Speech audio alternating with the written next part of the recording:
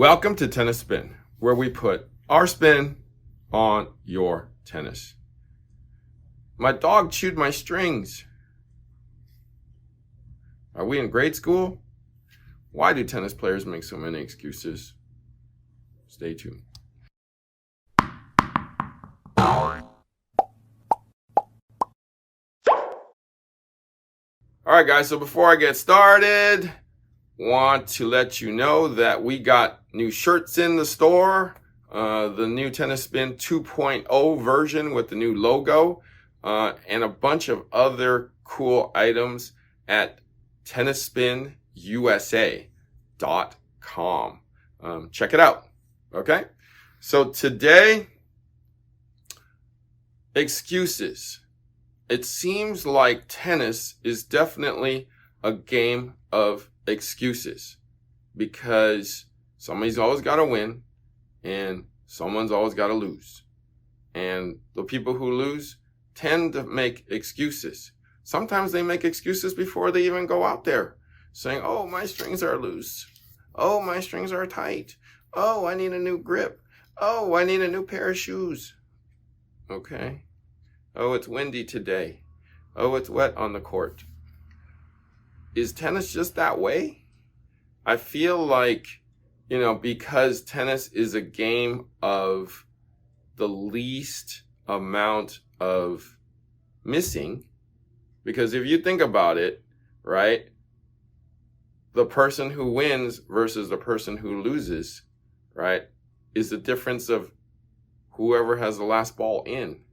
Therefore, you actually lose a lot of points before you win.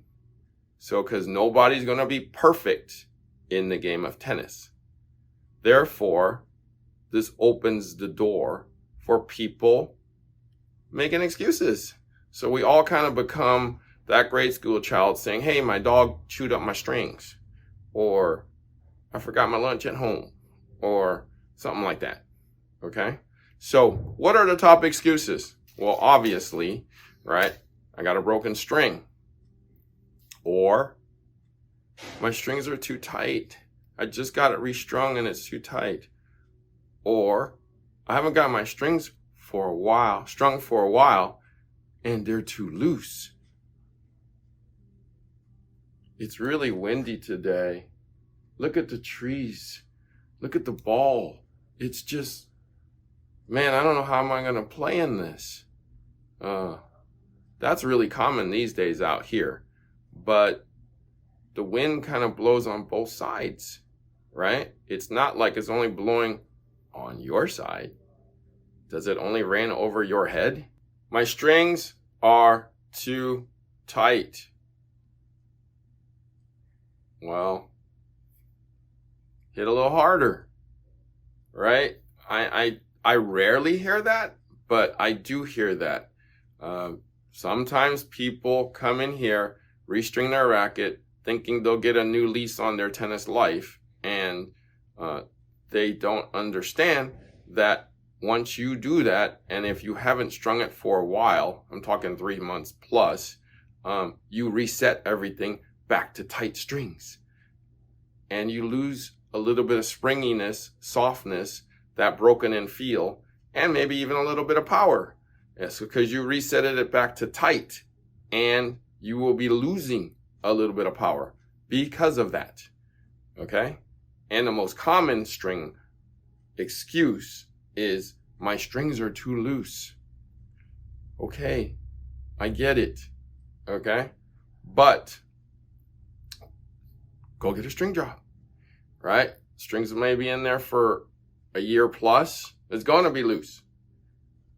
If you don't like it playing loose, probably should have thought of that. Maybe string one tighter and one looser. Depending on the conditions. Okay? So, no more string excuses. Okay? If your strings are too tight or if they're too loose, stop concentrating on what you don't have that day and concentrate on what you have that day. You have a racket. You have strings. You're out there. Make the best of your day. Concentrate now on the ball. Okay? See ball hit is what I tell people. No more excuses. If you see the ball, you hit it. You now just track ball and you swing at ball. Okay? That gets your feet moving and gets the excuses out of the way. All right, while we're on the subject of strings, I lost my dampener. I can't play without my dampener. Okay, well, carry extra dampeners. Ask your opponent for a dampener. Ask the office or look for a rubber band or a hair tie from the ground or your bag. Because I know some people don't like that sound of pinging. I do. It's called feel. But I know some people don't like that. So maybe carry like 10 dampeners like the little kids, that use it for decoration. So you walk up to the little kid and say, hey, you got 12 dampeners there. Can I borrow that little moose? They'll probably loan it to you. Okay? All right. Now, moving on. So that's enough about strings, enough about whatever. Okay? You chose your weapon. You got to live with it out there. That's your weapon for battle. No excuses. Okay? Next, I hear shoes. Okay? Shoes. Just got a new pair of shoes and I didn't break them in. That's kind of no longer an excuse these days because most of the shoes, you can actually take them right out of the box, go out on the court, and they are perfect. You got cushion, you got comfort. Some of them even have breathability. Yeah, whatever. Anyways, but there's no excuse on shoes anymore because they're made so well and they're made to be literally worn out of the box.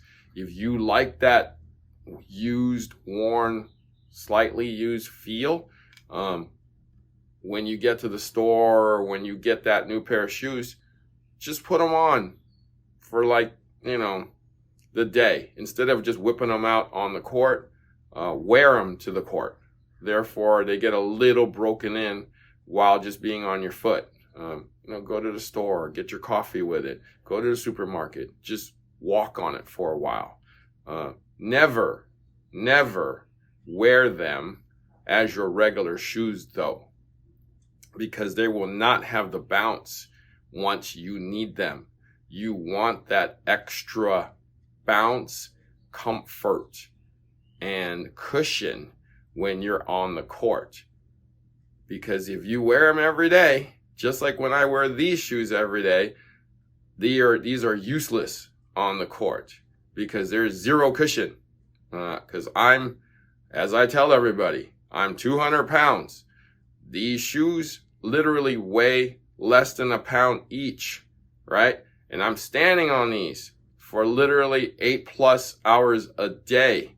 How long is this cushion going to last, right? So basically, I'm pinning these shoes down like a wrestler, and I'm freaking Andre the Giant, right? And I'm laying down on, what am I laying down on that's like nothing, right? I'm basically smashing it, the whole time. The cushion will be nothing real fast. So that's why I tell people, switch out your shoes every 3 months if you play a lot. And don't walk around in them. Just leave them in the tennis bag. Rotate 2 pairs if you can. Okay? So no excuses there on the shoes. Oh, it's so cold out here. Oh, it's so hot out here. Okay, well, do you want it to be like 70 degrees, no wind, and blue skies? Well, I don't know where you're living, but most places aren't like that. So people say it's too hot or it's too cold. So here's the thing about cold and heat. Your opponent is also facing the same thing. Maybe they have adapted a little better than you. But, check the weather and see what you're gonna get. Dress appropriately, hydrate appropriately, or, prepare appropriately. Because the weather is never on your side because you pretty much can't control it. Okay? Quick note though. If it's hot, you probably want your racket strung a little tighter because the balls are going to be flying a little bit more with loose strings. So we're going into summer now. Might want to bring that racket in for a tune-up and get it restrung and reset to a tighter tension. If we're going into winter and it's going to drop below a certain degrees, like possibly 50, and you're going to be playing in that weather for a while, you probably want it looser. Maybe drop it 5 pounds so that the strings can give a little more elasticity, because it is going to be firmer then. And the balls are going to be more like rocks. So things are going to slow down. So the balls will be livelier in the heat and deader in the cold. So don't make excuses there. Be a little more educated.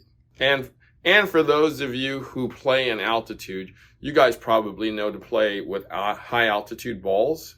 And for those of you who are going into altitude to play, definitely get your racket restrung and get it strung 5 pounds tighter, because the balls are going to fly.